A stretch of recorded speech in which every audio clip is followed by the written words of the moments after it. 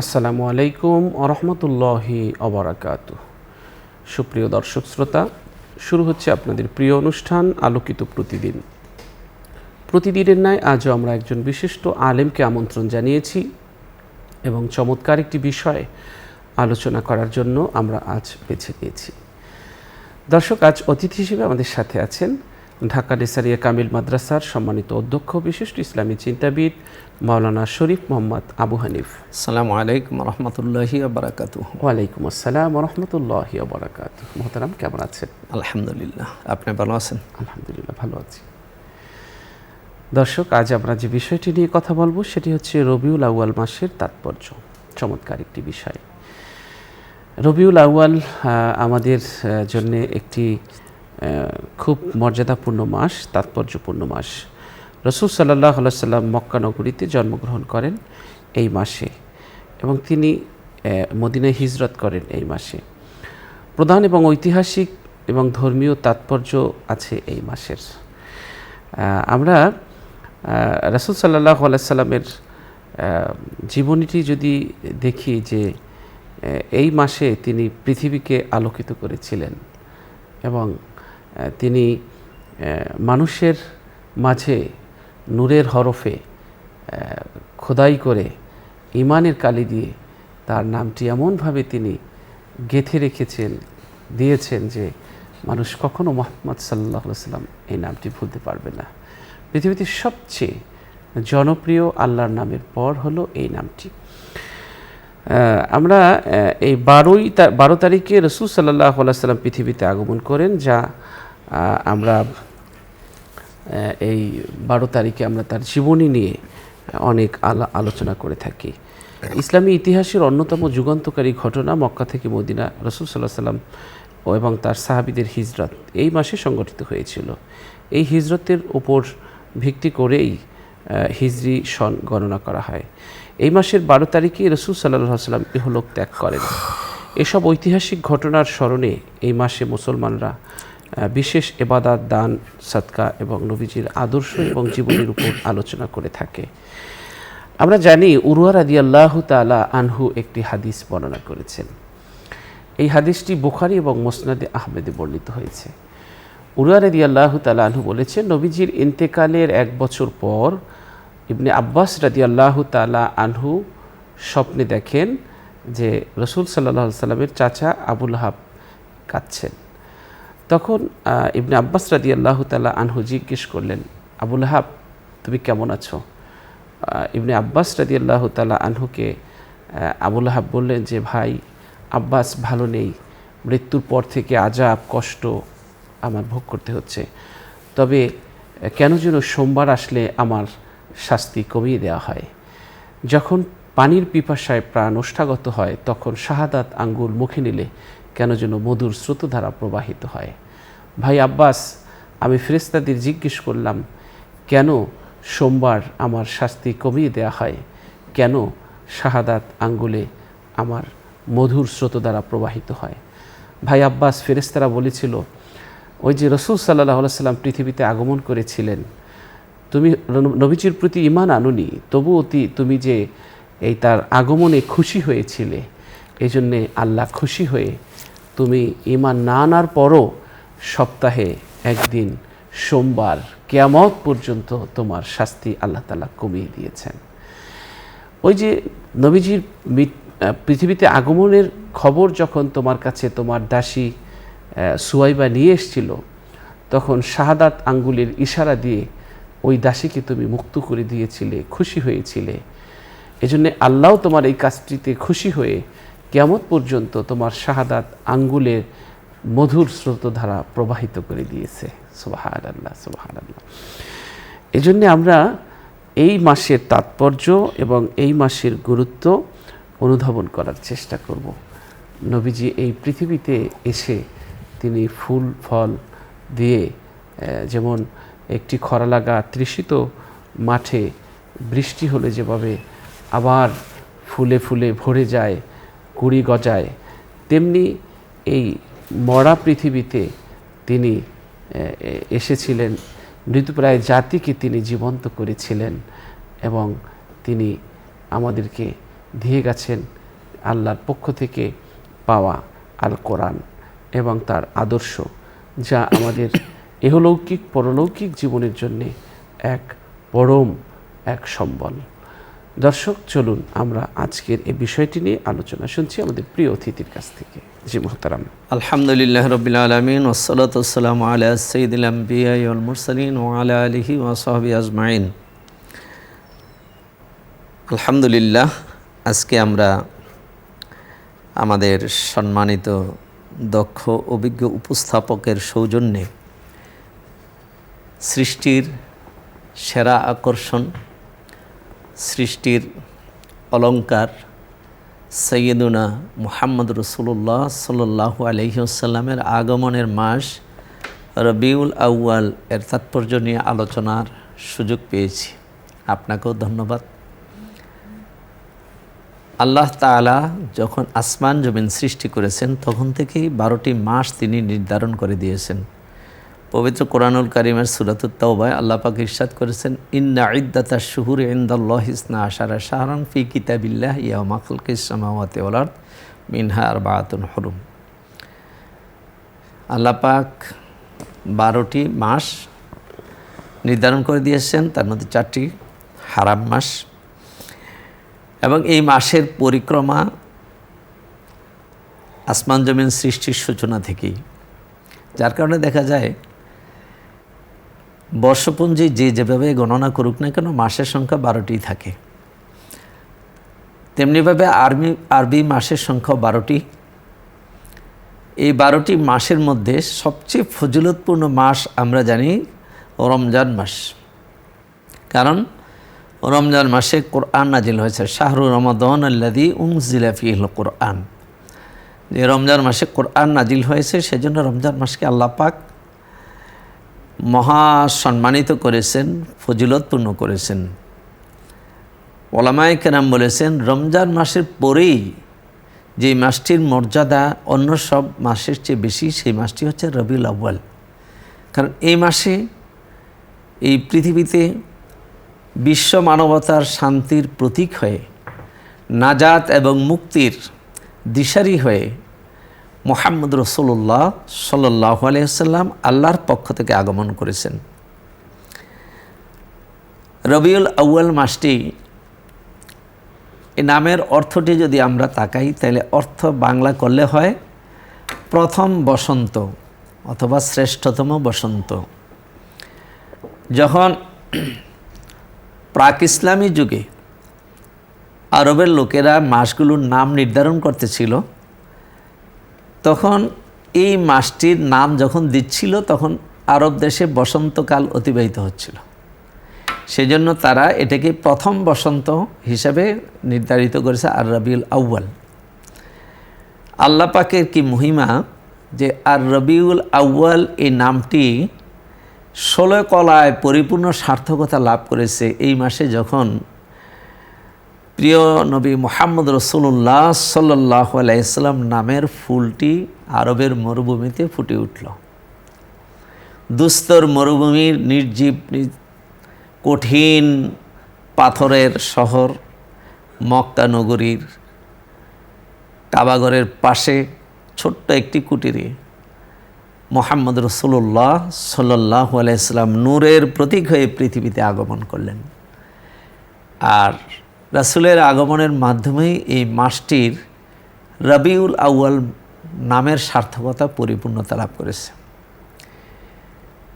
রবিউল আউয়াল মাসটি মহিমান্বিত, সম্মানিত, মর্যাদাপূর্ণ, তাৎপর্যপূর্ণ হওয়ার সর্বপ্রথম কারণ হলো রাসূল পাক সাল্লাল্লাহু আলাইহি ওয়াসাল্লামের আগমন। আমরা দেখি রাসূল সাল্লাল্লাহু আলাইহি ওয়াসাল্লামের জীবনের শুরু, তার উত্থান, তার সমাপ্তি সব কিছুর সাথে রবিউল আউয়াল মাসটি জড়িত। এই রবিউল আউয়াল মাসে আল্লাহর নবী যেমন পৃথিবীতে আগমন করেছেন, আবার এই রবিউল আউয়াল মাসেই পরোক্ষভাবে আল্লাহ রসুলের উপর ওহীর সূচনা হয়েছে। আমরা বুখারী শরীফের প্রথম পৃষ্ঠাতেই 3 নম্বর যে হাদিসটি মা আয়েশা সিদ্দিকা থেকে বর্ণিত, সেখানে দেখি মা আয়েশা সিদ্দিকা রাদিয়াল্লাহু তাআলা আনহা বলেছেন, আউয়ালু মা বুদিয়া বিহি রাসূলুল্লাহ সাল্লাল্লাহু আলাইহি ওয়াসাল্লাম মিনাল ওয়াহয়ি আর-রুইয়া সালেহা। আর-রুইয়া সালেহা অর্থাৎ সুন্দর স্বপ্ন দিয়ে রাসূলের ওহির সূচনা হয়েছে। এবং হাদিসের ব্যাখ্যা এসেছে এই সুন্দর সুন্দর স্বপ্ন ফাকানা লা ইয়ারা রুয়ান ইল্লা জাআ মিসলা ফালাকিস সুবহি। আল্লাহ রসুল স্বপ্নে যা দেখতেন সকালবেলার আলোর মতো প্রতিভাত হয়ে উঠত।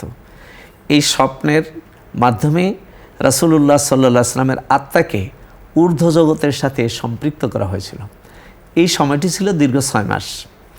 রমজান মাসে প্রত্যক্ষ ওহী নাজিল হলো, আর রমজান মাসের পূর্ববর্তী 6 মাস ছিল এই পরোক্ষ ওহী, স্বপ্নের ওহী।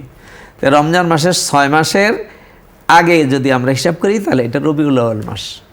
এই রবিউল আউয়াল মাসেই রাসূলুল্লাহ সাল্লাল্লাহু আলাইহি ওয়াসাল্লামের 40 বৎসর পূর্ণ হয়েছিল বয়সের।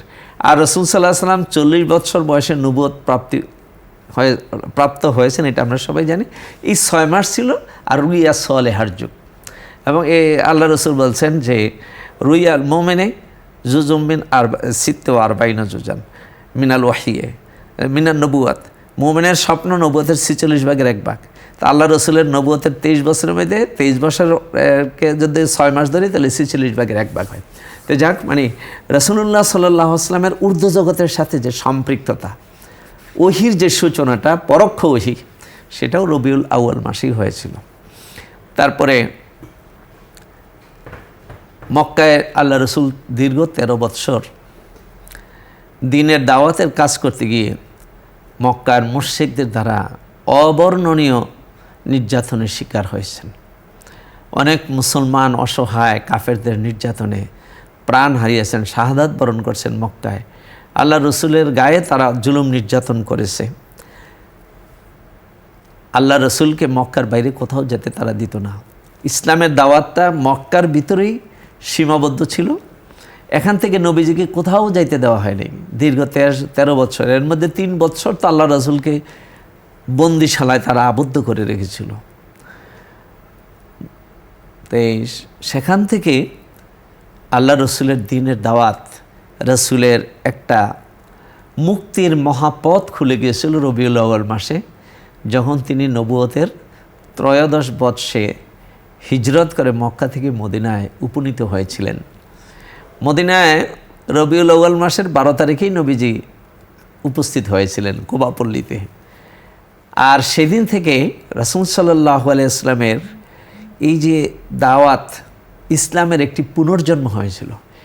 স্বয়ং রাসূলুল্লাহ সাল্লাল্লাহু আলাইহি ওয়াসাল্লামের জীবনটাকেও যদি আমরা বিশ্লেষণ করি তাহলে দেখা যায় রবিউল আউয়াল মাসে আবার সেই 53 বছর বয়সে রবিউল আউয়াল মাসে রাসূল সাল্লাল্লাহু আলাইহি ওয়াসাল্লামের একটা পুনর্জন্মের মতো হয়েছে।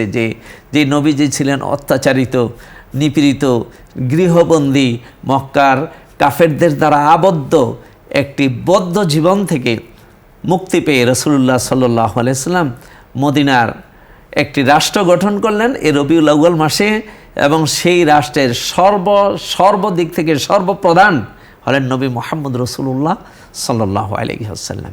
তাহলে রবিউল আউয়াল মাসে রাসূল সাল্লাল্লাহু আলাইহি ওয়াসাল্লামের জীবনের সূচনা, রবিউল আউয়াল মাসে রাসূল সাল্লাল্লাহু আলাইহি ওয়াসাল্লামের নবুয়তের পরোক্ষ সূচনা। এই রবিউল আউয়াল মাসে রাসূলুল্লাহ সাল্লাল্লাহু আলাইহি ওয়াসাল্লামের যে দাওয়াতের দিনের মিশন, এই মিশনের একটি মহাবিস্ফোরণ, যেটা ইসলামকে গোটা পৃথিবীতে ছড়িয়ে দেওয়ার জন্য একটা উপলক্ষ পেয়েছেন নবীজি হিজরতের মাধ্যমে। আল্লাহ রসুল এই হিজরতের পরে মদিনায় দীর্ঘ 11 বৎসর অবস্থান করে যেদিন দুনিয়া থেকে বিদায় নেবেন, সেই দিনটিও আল্লাহ পাক রবিউল আউয়াল মাসকেই নির্বাচিত করে রেখেছিলেন। হযরত আনাস ইবনে মালিক রাদিয়াল্লাহু তাআলা আনহু বর্ণনা করেছেন যে যেদিন আল্লাহ রসুল মদিনা মুনাওয়ারায় হিজরত করে এসেছেন, আমি কখনো শুনিনি মদিনার ইতিহাসে এর চেয়ে বেশি আনন্দের বন্যা বয়ে গেছে। মদিনার মানুষের ইতিহাসে এর চেয়ে বড় আনন্দের উপলক্ষ অতীতে ছিল না, আর ভবিষ্যতে হবে কি না। যেদিন আল্লাহ রসুল মদিনা হিজরত করে আসছেন, মদিনার ঘরে ঘরে লোকেরা রসুলকে বরণ করার জন্য তারা উৎসুক হয়েছিলেন। ঘরে ঘরে আনন্দের জোয়ার বয়ে গিয়েছিল। আবার যখন এই রবিউল আউয়াল মাসে নবীজি দুনিয়া থেকে বিদায় নিলেন, সেই দিন মদিনার ঘরে ঘরে যেই বিরহের অন্ধকার নেমে এসেছিল, এর চেয়ে বড় বেদনাদায়ক পরিস্থিতি মদিনায় আর কখনো তৈরি হয়েছে কিনা জানি না। তাহলে রাসূলুল্লাহ সাল্লাল্লাহু আলাইহি ওয়াসাল্লামের ইতিহাস, মুসলমানদের ইতিহাস, রবিউল আউয়াল মাসে বিশাল ইতিহাস। রাসূল সাল্লাল্লাহু আলাইহি ওয়াসাল্লাম এই রবিউল আউয়াল মাসের সোমবার দিন জন্মগ্রহণ করেছিলেন। সাহাবায়ে কেরাম এই দিনটিকে বিশেষভাবে তাৎপর্যের সাথে দেখতেন।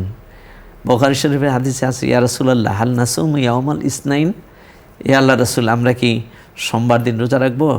নবীজি বলছেন, নাম ইয়াউমা বুলিতু ফিহি ওয়া উনজিলা ইলাইয়া, হ্যাঁ সেই দিন রোজা রাখতে পারো, এই দিনে আমি জন্মগ্রহণ করেছি, এই দিনে আমার উপরে ওহী নাজিল হওয়া শুরু হয়েছে।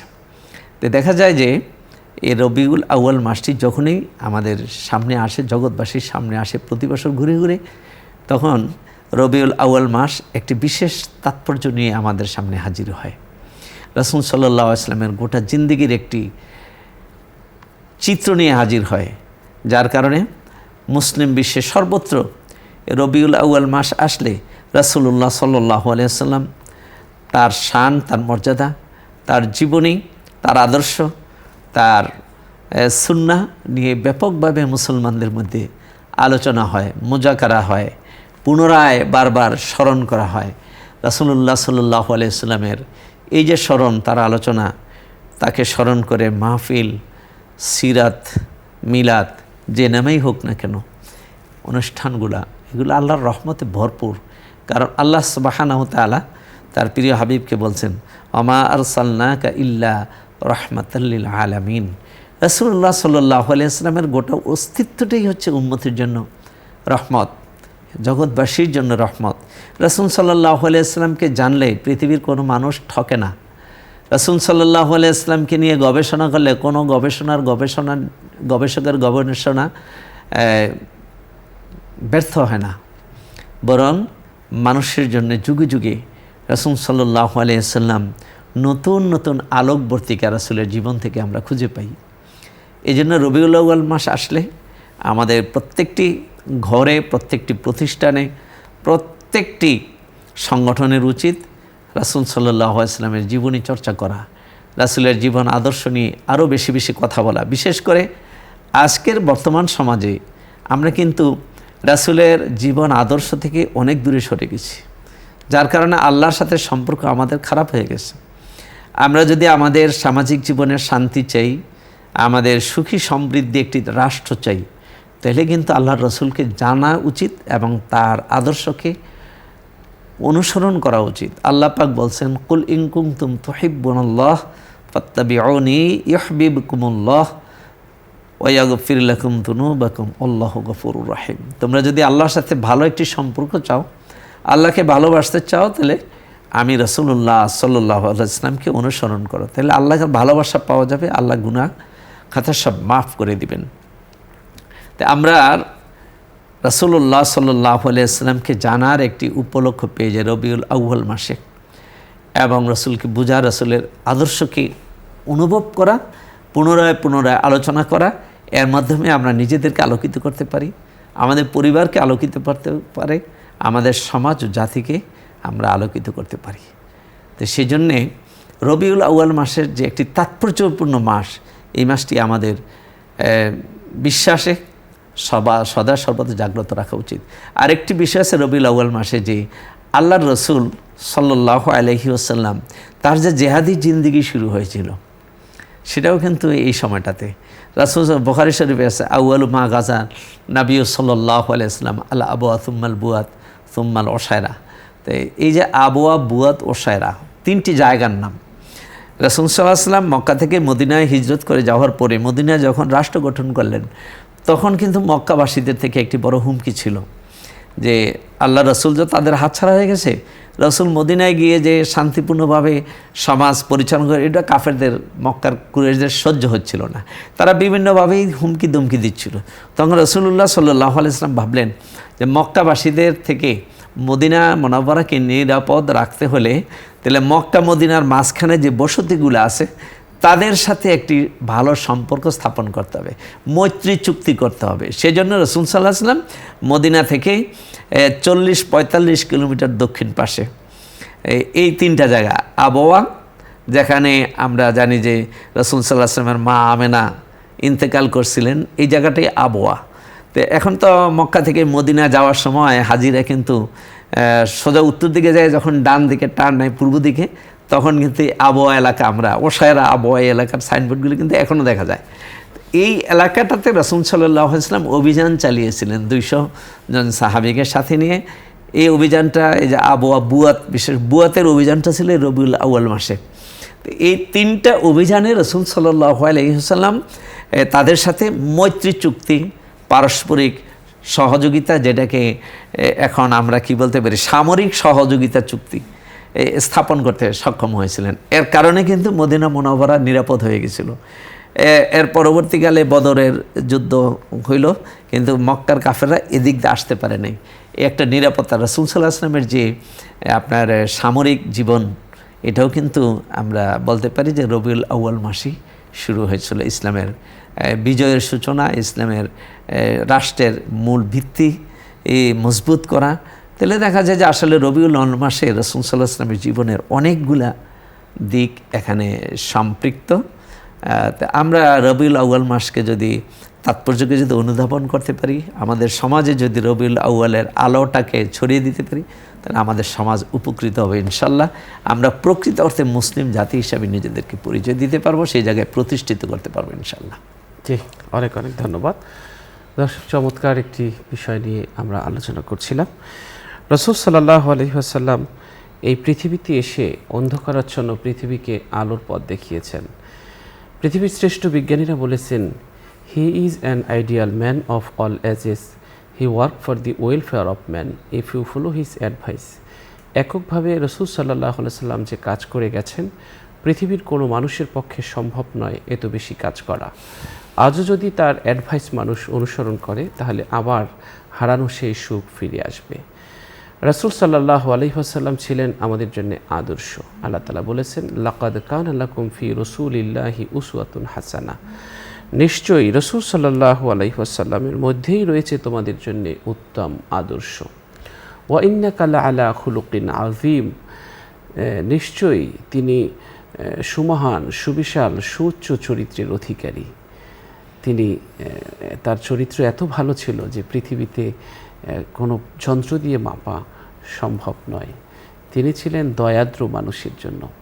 ফাবিমা রহমাতিম মিনাল্লাহি লিনতা লাহুম ওয়ালাউ কুনতা ফাজ্জান গলিযাল কলবি লানফাদ্দু মিন হাওলিক। আল্লাহ বলেছেন, নবী হে, আপনি যদি কর্কশভাষী হতেন, আপনি যদি মানুষের সাথে কর্কশ ভাষায় কথা বলতেন, তাহলে কেউ আপনার চারিপাশে আসতো না। আপনি যদি কর্কশভাষী হতেন, তাহলে আসতো না। এটা আমার অনুগ্রহ যে আমি আপনার দিলটাকে নরম করেছি। নরম দিলের মানুষ আপনি। সারা পৃথিবীকে তিনি এক করেছিলেন তার এই নরম দিল দিয়ে। তিনি মানুষের জন্য ছিলেন খুব দয়ালু। আল্লাহ বলেছেন, ফালাআল্লাকা বাখিউন নাফসাকা আলা আসারিহিম ইল্লাম ইউমিনু বিহাযাল হাদিসি আসাফা। মনে হয় তাদের জন্য আপনি দুঃখ চিন্তায় নিজের জীবনকেই বিনাশ করে ফেলবেন যদি তারা একথার উপর ঈমান না আনে। তো রাসূল সাল্লাল্লাহু আলাইহি ওয়াসাল্লাম তিনি জীবনের শেষ দিন পর্যন্ত মানুষকে আলোর পথ দেখাতে তিনি কাজ করেছেন। আল্লাহ তাআলা তাকে যে দায়িত্ব দিয়েছিলেন, সেই দায়িত্ব পালন করার জন্যে তিনি গাড়ে হেরায় যখন সূরা আলাকের প্রথম 5টি আয়াত নাজিল হলো, তারপর সূরা মুদ্দাসসিরের 7টি আয়াত নাজিল হলো, এই যে তাকে মাথা উঠাতে বললেন, দাঁড়াতে বললেন, সুন্দর পরিচ্ছেদ পড়তে বললেন, মানুষের কাছে দিনের দাওয়াত নিয়ে পৌঁছে দিতে বললেন, এই যে নেমে আসলেন, তিনি আর স্মৃতিময় সেই গাড়ে হেরায় আর কখনো গিয়ে ধ্যান করার সুযোগ তিনি পাননি। এই যে আলোর মশাল তার হাতে দিয়েছিলেন, এটি নিভিয়ে দেওয়ার জন্যে বহু ষড়যন্ত্র চলেছে, তাকে লোভনীয় অফার দেওয়া হয়েছে, কিন্তু তিনি সব কিছুকে পিছনে ফেলে এই কোরআনের আলোর মশাল হাতে রেখে জীবনের শেষ দিন পর্যন্ত তিনি কাটিয়েছিলেন। তাকে বলা হয়েছিল, কুরাইশ বংশের সবচেয়ে সুন্দরী 10 জন নারীকে আপনার সাথে বিয়ে দেওয়া হবে। আপনি অর্থের প্রয়োজন অনুভব করলে আরবের সমস্ত নাগরিক তার অর্থের একটি অংশ আপনার নামে লিখে দিবে। আপনি যদি সম্মানের প্রয়োজন করেন, আইন করে আপনাকে সবচেয়ে পৃথিবীর সেরা সম্মানী ব্যক্তি হিসেবে নির্ধারণ করা হবে। আপনি যদি ক্ষমতার প্রয়োজন অনুভব করেন, আমরা সবাই আপনাকে বাদশা বানিয়ে নেব। আপনি যদি একক নিরঙ্কুশ নেতৃত্ব চান, তাহলে আমরা সবাই সব গোত্র প্রধান তাদের বিজয়ের পতাকা এনে আপনার সামনে, দরজার সামনে ফেলে দেব, পায়ের নিচে আমরা রেখে দেব। আমাদের প্রস্তাব হলো, আপনি শুধু কোরআন আলোর মশাল এ থেকে প্রচার থেকে নিজেকে আপনি বিরত রাখবেন। নবীজি বলেছিলেন, এই প্রশ্নের জবাবে উরওয়া রাদিয়াল্লাহু এই প্রশ্নে যিনি নিয়ে এসেছিলেন এই লোভনীয় প্রস্তাব, তাকে নবীজি বললেন যে তোমরা যদি আমার হাতে সূর্যের আলো দিয়ে একটি মশাল জ্বালিয়ে দাও, তবুও এর থেকে ফিরে থাকা আমার পক্ষে সম্ভব নয়, এই দায়িত্ব ছেড়ে দেয়া। তাবরানী শরীফের একটি হাদিস, বাইহাকি শরীফের একটি হাদিসে বলেছেন নবীজি যে তোমরা যদি আমার ডান হাতে চন্দ্র, বাম হাতে সূর্য এনে দাও, তবুও এই যে দায়িত্ব আল্লাহ আমাকে দিয়েছে, এটি আমার পক্ষে ছেড়ে দেওয়া সম্ভব নয়। আজ আমরা তার আদর্শ থেকে, আজ তার সেই রেখে যাওয়া কোরআন থেকে অনেক দূরে সরে এসেছি। আজ কোরআন ভোলা মানুষ হয়েছি, নবীহারা মানুষ হয়েছি। এজন্যই তো এত বেশি অশান্তির দাবানল জ্বলছে সারা দুনিয়াতে। অশান্তির আগুনে ত্রাহি ত্রাহি করছে সারা দুনিয়া। এই আগুন থেকে বাঁচতে হলে আবার আমাদেরকে ফিরে আসতে হবে নববী সেই আদর্শের দিকে। আল্লাহ তৌফিক দান করুন। দর্শক, অনুষ্ঠানের এ পর্যায়ে একটি মোনাজাত করব, আপনারাও চাইলে আমাদের সাথে শরীক হতে পারবেন।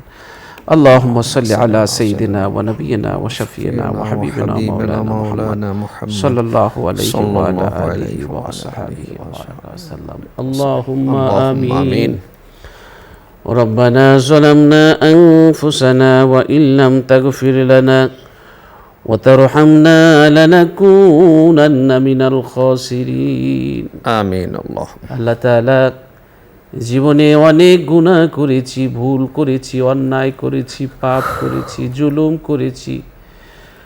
সব অপরাধের বোঝা নিয়ে গুনাহকারী, খাতাকারী, সিয়াকারী, পাপী, দুর্বল, অসহায় আপনার দুয়ারে এসে দাঁড়িয়েছি গো আল্লাহ।